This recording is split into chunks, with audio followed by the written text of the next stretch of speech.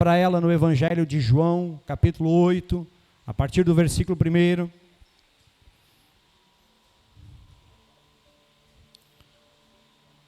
Hoje é a terceira noite, amados, no nosso propósito, no nosso tema. E tenha certeza, amados, que Deus tem algo forte para falar ao teu coração. Amém?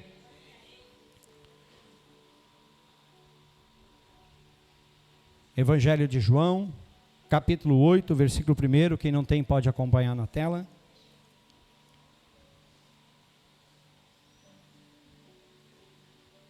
Amém? Assim nos diz a palavra.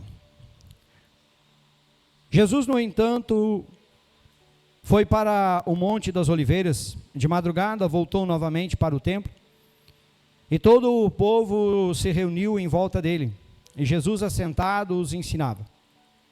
Então os escribas e fariseus trouxeram à presença dele uma mulher surpreendida em adultério, e fazendo-a ficar em pé no meio de todos, disseram a Jesus: Mestre, esta mulher foi surpreendida em flagrante de adultério. Na lei, Moisés nos ordenou que tais mulheres sejam apedrejadas. E o Senhor, o que tem a dizer? Eles diziam isso tentando-o para terem de que o acusar. Mas Jesus, inclinando-se, escrevia na terra com o dedo. Como eles insistiam na pergunta, Jesus se levantou e lhes disse: Quem de vocês estiver sem pecado, seja o primeiro a atirar uma pedra nela. Inclinando-se novamente, continuou a escrever no chão, mas eles, ouvindo essa resposta, foram saindo um por um, a começar pelos mais velhos até os últimos, ficando só Jesus e a mulher, e em pé diante dele. Levantando-se, Jesus perguntou a ela: Mulher, onde estão eles? Ninguém condenou você? Ela respondeu: Ninguém, Senhor. Então Jesus disse: Também eu não a condeno. Vá e não peque mais. Amém? Feche seus olhos por um instante. Pai, em nome de Jesus Cristo, nós queremos colocar a nossa vida na Tua presença. Queremos, Pai, abrir o nosso coração. E queremos, Pai, te pedir, vem falar conosco nessa noite. Vem ministrar, Pai, sobre as nossas vidas. Porque o Senhor nos sonda, o Senhor nos conhece. E o Senhor sabe, Pai, como estamos. O Senhor sabe como chegamos aqui. E o Senhor sabe, Pai, o que nós precisamos. Por isso, venha ministrar, Senhor, ao nosso coração a Tua palavra. E venha manifestar o Teu reino e a Tua glória neste lugar. Eu coloco a minha vida nas Tuas mãos. E peço, Pai, humildemente, usa-me e capacita-me, Senhor, segundo a Tua vontade. E a igreja diga glória a Deus. Toma teu assento em nome de Jesus.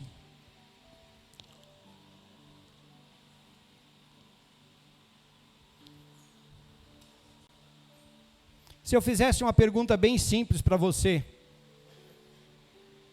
você sabe o que é dor?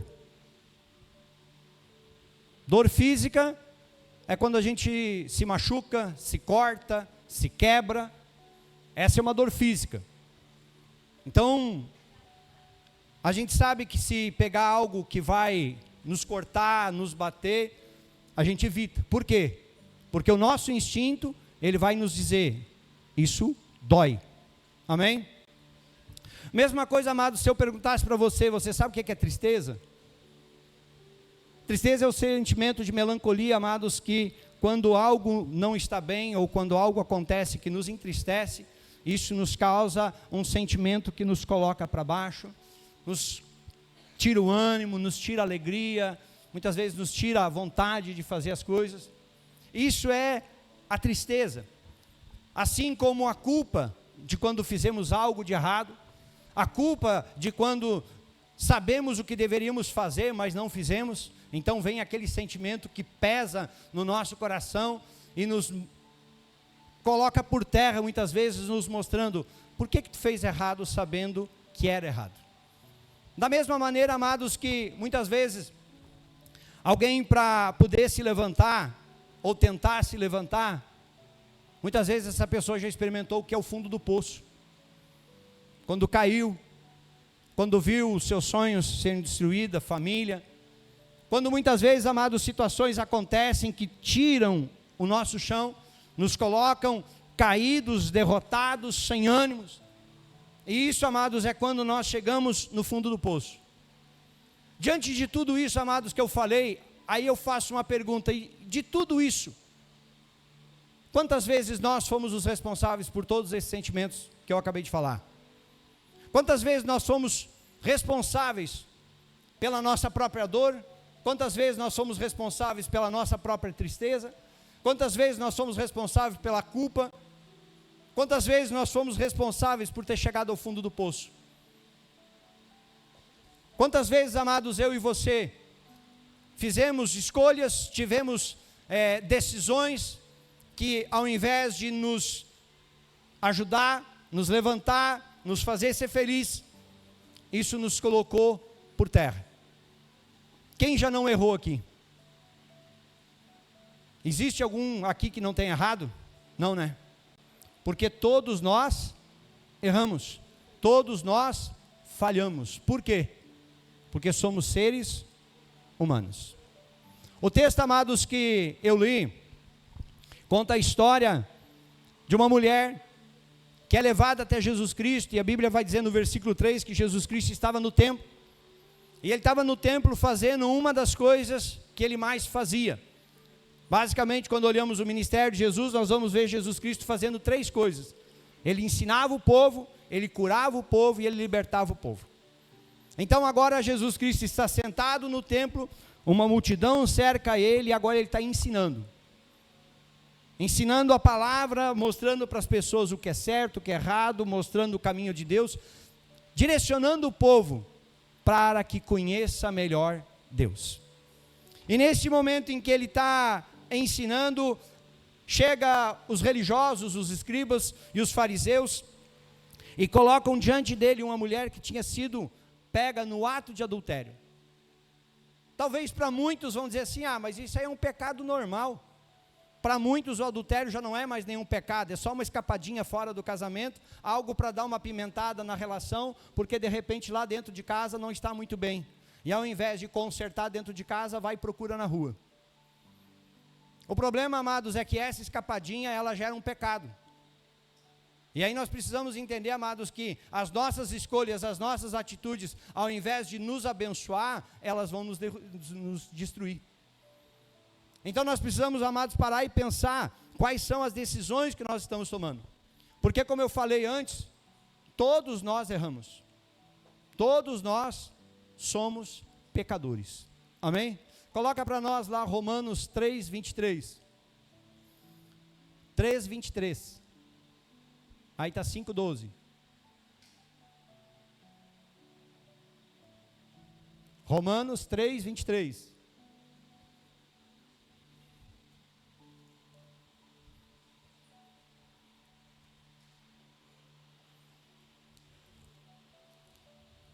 Se conseguir botar.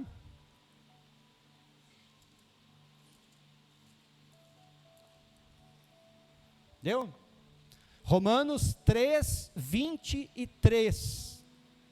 Meu Deus do céu, alguém dá uma assessoria lá hoje. A turma acho que não acordou ainda. Vamos colocar, porque eu quero que o povo leia. Todos pecaram e carecem da glória de Deus. Diga todos. Não existe nenhum de nós que está aqui dentro que possa dizer que não é pecador. Não existe nenhum de nós que está aqui dentro, ou quem está lá fora, que diga eu não erro. Eu nunca errei, eu nunca falhei, eu nunca cometi um erro. Não existe ninguém na face da terra que seja perfeito. Todos nós erramos. Agora nós temos que parar para entender que se todos nós erramos, se todos nós pecamos, por que que nós fazemos isso? Coloca lá agora Romanos 5, 12. Portanto, assim como por só um homem entrou o pecado no mundo, e pelo pecado veio a morte, assim também a morte passou para toda a humanidade, porque todos pecaram. A Bíblia vai nos escrever, amados, que aquilo que Adão fez lá no Éden, ele gerou um pecado. Mas essa Bíblia, essa mesma Bíblia, ela também vai dizer que o pecado entrou através de Adão, mas a salvação entrou através de Jesus. Então talvez eu e você podemos até pensar assim, é injusto isso. Eu não estava lá no Éden, quem pecou foi Adão, e por que agora eu carrego essa natureza pecaminosa? É que eu e você, amados, temos que entender que a culpa, não vamos colocar como culpa, mas o que Adão fez lá no Éden, ele traz em nós uma natureza pecaminosa. Nós temos uma tendência natural a pecar. Parece injusto? Parece.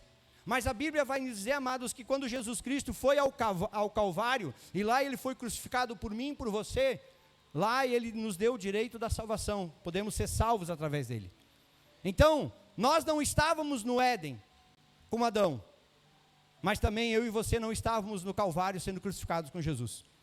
Então, se parece injusto por um lado, também parece injusto pelo outro, porque Jesus Cristo morreu para que eu e você tivéssemos vida. Amém? Então é através dele, mas aí nós temos que entender uma coisa, nós precisamos escolher isso, nós precisamos entender que nós precisamos buscar ao Senhor.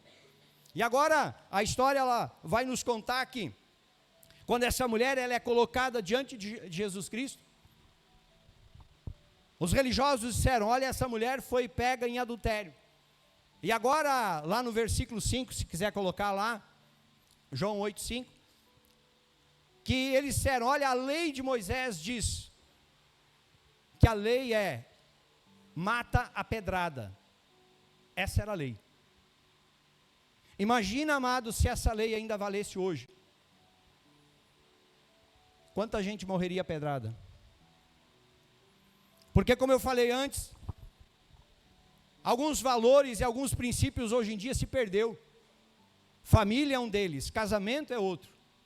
Um relacionamento onde tu vai viver única e exclusivamente com uma pessoa, desde o dia em que tu escolheu ela para ser a tua esposa ou o teu esposo, até que a morte os separe, está cada vez mais raro. Porque hoje em dia, eu procuro a minha felicidade, e se hoje não está bem, automaticamente eu abro mão e parto para um próximo relacionamento. Eu vou atrás de algo, mas eu não trabalho para cuidar daquele que eu tenho. Então essa mulher, quando ela é colocada diante de Jesus Cristo, eles dizem, a lei está mandando matar ela a pedrada. O interessante, amados, é que eles ainda não sabiam o que era graça. Graça era aquilo que Jesus Cristo veio fazer por mim e por você naquela cruz. Graça é um favor que eu e você não merecíamos, mas recebemos. E Jesus Cristo, ao se entregar por mim e por você naquela cruz, hoje nós temos a oportunidade de sermos salvos, de olharmos para os nossos erros, nos arrependermos, mudarmos de vida, consertarmos e seguirmos em frente, aprendermos a lição e mudarmos a nossa história. Mas os religiosos chegaram e disseram, ela precisa ser morta, ela tem que ser morta.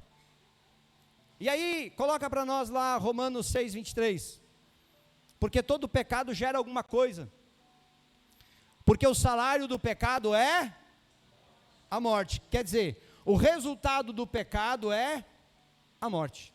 Como assim? As pessoas pecam hoje e não morrem, elas podem não morrer fisicamente, mas elas morrem espiritualmente, elas morrem emocionalmente, morrem nos seus sentimentos, nos seus relacionamentos, e elas estão morrendo. Então muitas vezes parece um zumbi andando, que não vive, mas apenas sobrevive, não tem felicidade. Hoje nós vivemos em uma geração que muitas vezes ou está sendo consumida pela depressão das coisas que se passaram, ou está vivendo uma ansiedade pelas coisas que ainda não aconteceram. E ao invés de aproveitar o momento, aquilo que tem hoje, não aproveita. Eu acho que toda a nossa cidade sabe do menino que veio a falecer ontem. Sábado estava, sexta estava no colégio, o meu filho joga futebol junto, tranquilo, brincando, correndo. Final de semana passou mal. Segunda internou, ontem morreu. Uma criança E aí muitas vezes, amados, a gente fica pensando assim, eu tenho todo o tempo do mundo. Conversa, nós não temos todo o tempo do mundo. Porque hoje nós estamos aqui, mas amanhã não sabemos se nós vamos estar aqui. Amanhã eu cuido do meu casamento. Você não sabe se amanhã você vai estar aqui para cuidar do seu casamento. Cuida hoje. Amanhã eu dou atenção para o meu filho. Não deixa para amanhã. Faz isso hoje. Porque amanhã você não sabe se você vai estar aqui ou se o teu filho vai estar aqui. Hoje eu soube de mais 2 pessoas, mais 2 jovens, que vieram a falecer. Um em Pelotas, membro de uma igreja que os pastores estavam pedindo oração, e outro em Canoas, filho de um pastor conhecido, que do nada teve um problema no coração, passou mal e morreu, 22 anos. Aí às vezes a gente fica pensando, mas eu posso fazer o que eu quiser? Eu posso, todos nós somos livres para fazermos o que quisermos. Mas a pergunta é, tudo aquilo que eu faço um dia vai me trazer uma consequência. Se eu não cuido da minha vida, se eu não cuido da minha saúde, vai chegar um dia que a enfermidade vai chegar. E aí pode aparecer do nada um derrame, um AVC, um câncer. E aí muitas vezes foi por quê? Porque eu não cuidei da minha saúde. Aqui, o que ele está dizendo é isso. O salário do pecado é a morte. Pecado é tudo aquilo que transgride a palavra de Deus. É quando eu me uno a alguém dizendo, olha, nós vamos ser felizes e vamos viver até que a morte nos separe. E na primeira oportunidade eu viro as costas e vou para outro relacionamento. É quando eu faço o errado sabendo que está errado. É quando as minhas decisões, é quando as minhas escolhas vão contra tudo aquilo que é certo. Então eu estou pecando. E quando eu estou pecando, um dia isso vai me trazer uma colheita. Tudo aquilo que eu planto, um dia eu vou colher. E muitas vezes, amados, as coisas que nós estamos passando, as lutas, os problemas que nós estamos enfrentando, muitas vezes, é a colheita daquilo que nós já plantamos. Nós não paramos para analisar, mas muitas vezes é resultado das escolhas que nós fizemos no passado, ou das escolhas que nós estamos fazendo, estão nos levando para um caminho de destruição. Por isso que eu e você, amados, todos os dias, quando nós acordamos, Deus nos dá o livre-arbítrio, para que nós possamos escolher o que nós queremos fazer. Você escolheu o que você quis fazer nesse dia hoje, e você fez. Se foi certo, se foi errado, é você que vai saber. Mas um dia, você vai colher o que você plantou hoje. Pode ser hoje mesmo, pode ser amanhã, pode ser outro dia. Agora eu e você temos que entender, amados, que muitas vezes a gente está mais preocupado em olhar para aquilo que está acontecendo na vida do outro do que aquilo que está acontecendo na nossa própria vida. Coloca lá para nós Mateus capítulo 7, versículo 1. Não julguem para que vocês não sejam julgados. 2. Pois com o critério com que vocês julgarem, vocês serão julgados. E com a medida que vocês estiverem medido, vocês também serão medidos. 3. Porque você vê o cisco no olho do seu irmão, mas não repara na trave que está no seu próprio. 4. Ou como você dirá a seu irmão, deixe que eu tire o cisco do seu olho, quando você tem uma trave no seu próprio olho.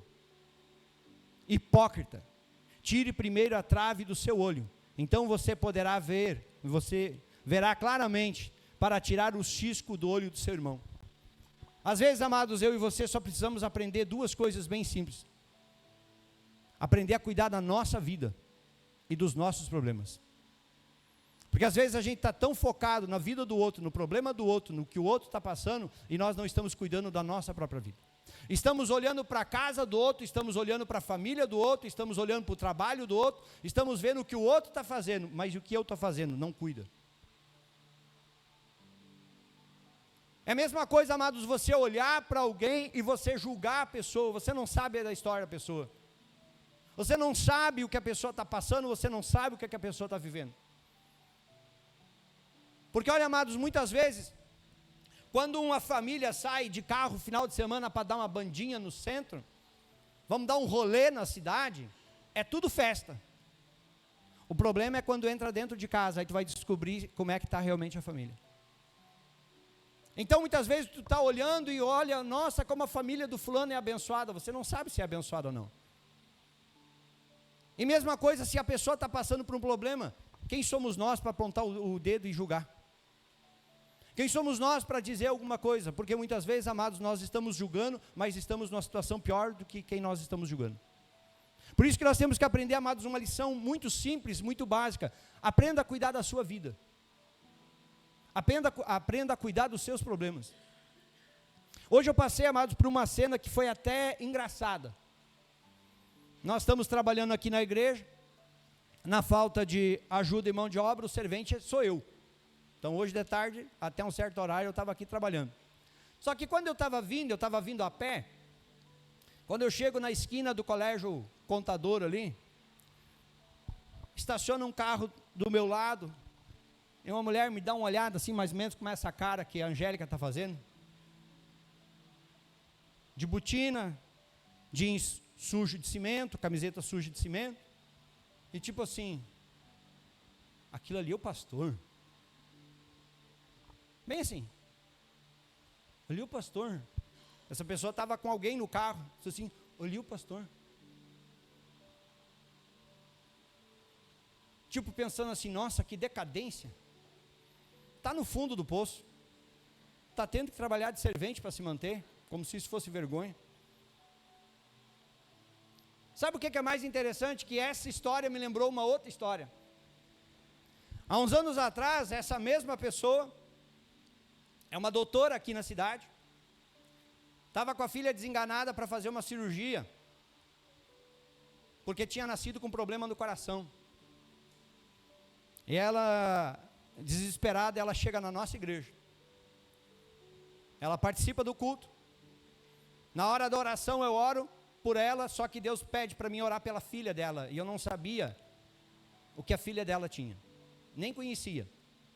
A menina na época tinha em torno de 6 anos de idade, e eu orei, e quando eu orei, eu repreendi todo tipo de enfermidade. Depois do culto ela veio conversar comigo, dizendo, olha pastor, não sei se o senhor sabe, mas eu tenho uma filha, e a minha filha está muito doente, ela mais vive no hospital do que em casa, e essa semana ela tem uma consulta médica, aonde o cardiologista vai operar ela, e a possibilidade dela ficar na mesa de cirurgia é muito grande, mas se ela não operar, ela morre do mesmo jeito. Então, operando, ela pode morrer, não operando, é certo que ela morre.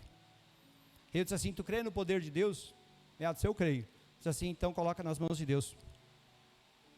No outro final de semana, foi num domingo, no outro domingo essa mulher aparece na igreja, com o pai e com a filha. E ela disse, pastor, eu vim aqui contar para o senhor. No dia que o médico foi fazer o exame para a cirurgia, ele descobriu que a má formação que a minha filha tinha nascido no coração, ela desapareceu.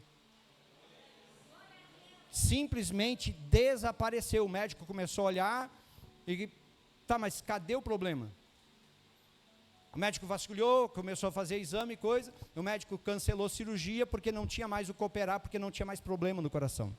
A má formação no coração daquela criança que traria a morte se não fosse operada, ou poderia trazer a morte na cirurgia, Deus operou um milagre.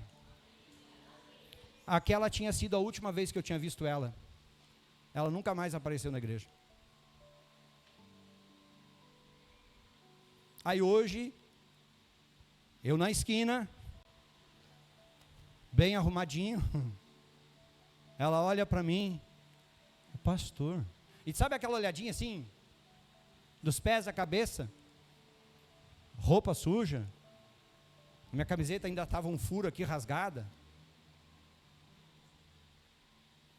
Às vezes, amados, a gente olha demais, julga demais, critica demais, ao invés de cuidar da nossa própria vida. Às vezes, amados, a gente é tão ingrato com Deus, por aquilo que Deus faz, por aquilo que Deus tem nos abençoado, que a gente parece, amados, esse povo que chegou com essa mulher e disse, essa mulher precisa ser morta. Mas, coloca lá para nós o versículo 8, João, volta lá em João, coloca o versículo 8. Jesus olhou para eles, volta ao 7. Como eles insistiam, Jesus se levantou e disse: quem de vocês estiver sem pecado, seja o primeiro a tirar uma pedra nela. Jesus proibiu de atirar pedra? Não, ele disse: vocês podem atirar, mas primeiro vocês olhem para dentro de vocês e se avaliem. Da mesma maneira que vocês estão julgando ela, agora julguem vocês mesmos. Cada um julga a si mesmo. Aqui, amados, eles foram confrontados no seu erro, no seu pecado, nas suas falhas. E agora, ao invés de ficar olhando para o pecado de adultério da mulher, eles tiveram que olhar para o pecado deles. Jesus Cristo disse isso, pode passar o versículo? Se inclinou e seguiu escrevendo com o dedo no chão, como...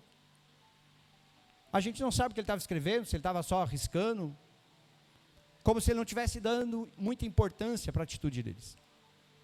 Mas coloca o versículo 9. Mas eles ouvindo essa resposta. Nada, amados, como tu ser confrontado com a verdade. Tem gente que não gosta da verdade, eu não sei se você, eu gosto. Tem gente que não gosta de ouvir a verdade, eu prefiro a verdade do que a mentira. Mas cada um sabe o que quer. Porque tem gente que prefere ser enganado pela mentira. Eu prefiro a dor de uma verdade do que a dor de uma mentira. Se tiver que me falar algo, que seja na minha cara e fale a verdade. Jesus Cristo olha para eles e expõe a verdade para eles. Por isso que neste mesmo capítulo, em versículo 32, ele vai dizer: conhecereis a verdade vos libertará. Então, quando ele expõe isso, a Bíblia diz: ouvindo essa resposta, foram saindo um por um, a começar pelos mais velhos até os últimos, ficando só Jesus e a mulher em pé.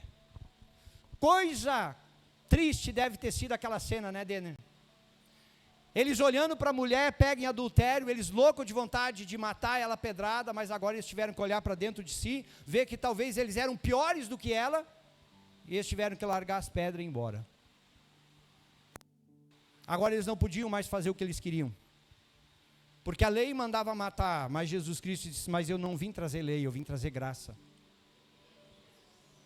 Vocês não mereciam o que foi feito na cruz, nenhum de nós merecia, mas mesmo assim ele fez. Ali Jesus Cristo começa a mostrar que o reino dele não era dessa terra, porque a lei dos homens era para matar, mas Jesus Cristo ele veio para nos salvar. Ele não quer que ninguém se perca, ele não quer que ninguém seja condenado, mas ele quer que todos sejam salvos. Por isso que quando ele termina todo mundo de sair, próximo versículo, levantando-se Jesus perguntou a ela: mulher, onde estão eles? Ninguém condenou? Cadê as pessoas que iam te matar a pedrada? Cadê as pessoas que estavam olhando para o teu erro? E Jesus não estava dizendo para ela que o erro dela não era nada, não, ela errou. Ela tinha cometido um erro, ela tinha sido pega em adultério, ela tinha cometido pecado. Ela deveria passar por algum tipo de punição.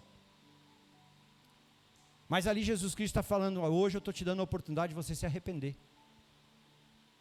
Hoje eu estou dando a oportunidade de você se arrepender dos teus erros, se arrepender dos teus pecados e você mudar de vida. Quem pecava, não peque mais. Porque, coloca lá para nós, Romanos 5:20.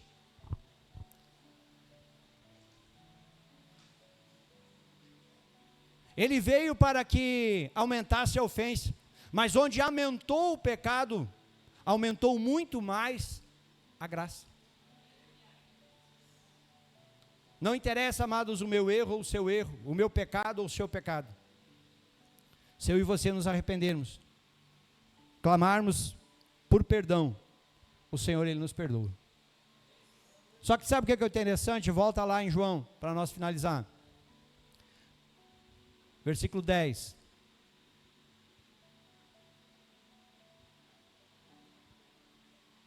Agora vai para o 11. Ninguém condenou você? Agora o que ele disse? E ela respondeu: ninguém, Senhor. Então Jesus disse para ela: também eu não a condeno. Vá e não peque. Muda de vida. Muitas vezes, amados, eu e você estamos olhando para a nossa própria vida, não estamos felizes, não estamos satisfeitos. Temos a oportunidade de mudar. Denner, desliga o ventilador ali que eu acho que está pegando a criancinha ali. Temos a oportunidade de mudar, temos a oportunidade de ter uma vida nova, temos a oportunidade de ter uma família feliz, temos a oportunidade de vivermos o melhor de Deus. Mas agora a responsabilidade é nossa, nós queremos viver isso mesmo? Porque Jesus Cristo ali, ele dá uma orientação para ela, ele dá uma direção para ela. Vá e não peque mais. Agora a responsabilidade de não pecar mais era de quem? Era dela. Assim, amados, como eu e você temos a responsabilidade sobre os nossos próprios atos e pelas nossas atitudes. Não adianta nós olharmos e tentarmos culpar os outros, transferir a nossa culpa para os outros. Não, nós temos que aprender a assumir a responsabilidade daquilo que estamos fazendo. E o erro, amados, nós podemos errar? Podemos, mas a Bíblia vai nos ensinar, amados, que o pecado ele tem que se tornar um acidente na vida do cristão. Porque quando eu começo a planejar que eu vou pecar, aí tu já está perdido. Quando tu já sabe que tu vai pecar e tu vai lá porque tu quer, aí é porque tu realmente está te entregando ao pecado. Agora, amados, quando nós entregamos a nossa vida para Jesus, dizemos assim: Senhor, eu quero que o Senhor viva em mim. Eu quero que o Senhor me cuide, eu quero que o Senhor me ajude, eu quero que o Senhor me oriente, para que eu não caia mais em pecado. Então o Senhor, Ele vai nos ajudar. Aí vai ter aquela velha história que as pessoas dizem assim: ah, mas a carne é fraca. Não é que a carne é fraca, o problema é que falta vergonha na cara. Falta vergonha na cara para assumir a responsabilidade. Falta vergonha na cara para assumir o que é certo e abandonar o que é errado. Porque muitas vezes, amados, nós estamos tão focados, por exemplo, em criticar alguém, mas não paramos para ajudar. Muitas vezes, amados, nós estamos condenando alguém, ao invés de restaurar a vida dessa pessoa. Nós já demos muitos aconselhamentos para casais com problema, eu e a pastora. E na maioria das conversas sempre tem aquele momento que as pessoas dizem assim: ah, o fulano me disse que eu tenho que abandonar e ir para outro. A fulana me disse isso. Ao invés de lutar por aquilo que você tem, às vezes as pessoas abrem mão e largam. Simplesmente vão para outro relacionamento. Isso eu estou falando de relacionamento, mas isso vale para qualquer área da nossa vida. Aprendam uma coisa, amados. Tem situações ou tem pessoas da nossa vida que em algum momento nós vamos ter que nos afastar mesmo. Porque tem pessoas que são tóxicas, que não nos fazem bem. E quando nós identificamos isso, a melhor coisa que a gente faz é se afasta. Mas não faça isso sem antes lutar primeiro, tentar primeiro. E se você vê que não tem solução, aí é melhor se afastar. Eu teve pessoas da minha vida que eu me afastei, eu me distanciei. Por quê? Porque são pessoas que não agregam, que não fazem bem. E isso é normal, amados, na nossa vida. Nem todos que estão do nosso lado querem o nosso bem. Hoje, amados, você e eu, nós olhando para a história dessa mulher, nós vemos que Jesus Cristo ali, ele expõe o peso que o pecado traz na nossa vida. Aquilo que ele traz como consequência. Porque muitas vezes as pessoas podem até dizer, isso não vai dar nada, mas sempre dá. Mais dia, menos dia. Sempre dá. Por isso que nós temos que parar e analisar quais são as nossas escolhas. Precisamos começar, amados, a nos libertar daquilo que está nos afastando de Deus, daquilo que está trabalhando na nossa vida para nos destruir, daquilo que está prejudicando a nossa vida pessoal, o nosso ministério, o nosso chamado, a nossa família. Porque tem coisas, amados, que ao invés de nos ajudar, só nos atrapalham. Tem pessoas que se chegam perto de nós, que ao invés de ser bênção, não são. Nós temos que aprender a reconhecer isso. Te coloque em pé, amados. Quero orar com você.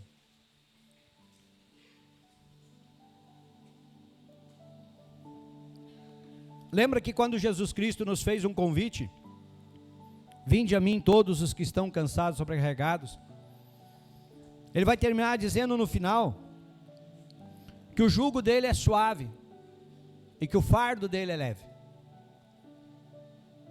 Só que isso só vai acontecer na minha vida e na sua vida se eu e você realmente entregarmos a nossa vida para o Senhor. Muitas vezes, amados, nós estamos passando por lutas. Muitas vezes estamos passando por situações difíceis. Muitas vezes pessoas estão sofrendo, famílias se destruindo. E a pergunta é, amados, por que não buscar ajuda em Deus? Por que não buscar o Senhor? Por que às vezes a gente percebe que tem pessoas que parece que têm uma certa resistência em buscar a Deus? Como se isso fosse algo muito errado ou sei lá o quê. Porque às vezes a gente acha que a gente viveria bem sem Ele. Mas se a gente foi criado por Ele, eu acho que ninguém melhor do que está na nossa vida do que Ele. Só que nós queremos querer. Nós precisamos querer que Ele esteja na nossa vida. Fecha os teus olhos. Coloca a tua vida diante do Senhor neste momento.